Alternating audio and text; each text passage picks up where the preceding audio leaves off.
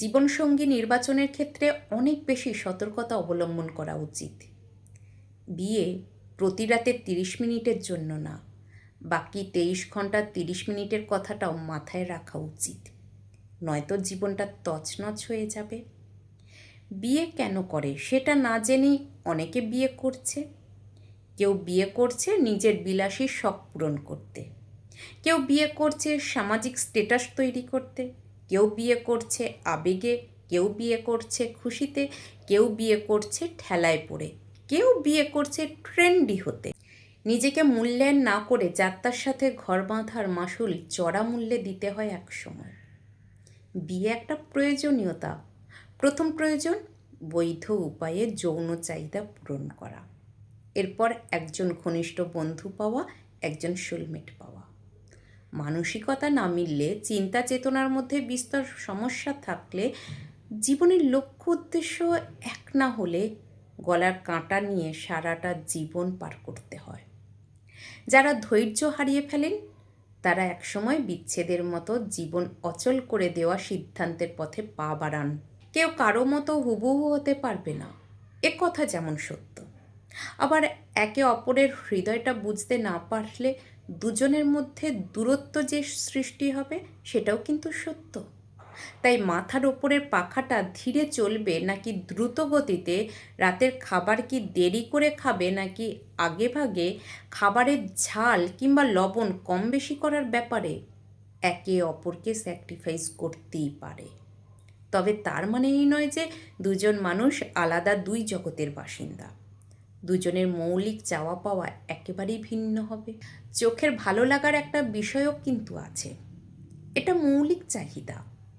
সঙ্গীকে যদি ভালো নাই লাগে তখন বিয়েটা অর্থহীন হয়ে যায়। কাঁধের ওপর স্রেফ বিবাহিত তকমাটাই থাকে, সঙ্গীর হাতটা পাওয়া যায় না।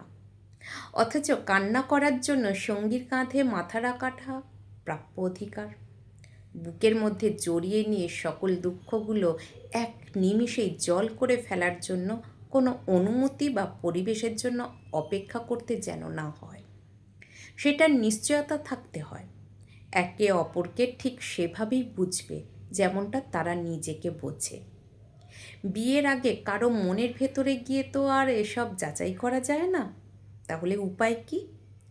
সংসার জীবন তো তাহলে আর হবে না। না, ব্যাপারটা সেরকম না। ভালোবাসা মানে শুধু পাওয়া না, ভালোবাসলে ত্যাগও করতে হয়। নিঃস্বার্থভাবে ভালোবাসার উদাহরণ হলো জীবনসঙ্গী বা জীবন সঙ্গিনীর সন্তুষ্টির জন্য নিজের পছন্দকে বিসর্জন দেওয়া।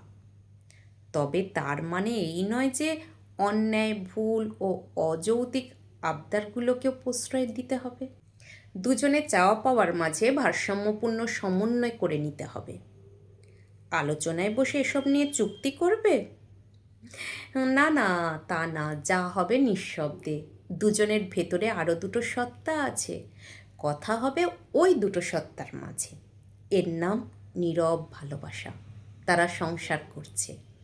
দৈনন্দিন জীবনে 8-10টা দম্পতি যা করে তারাও তাই করছে।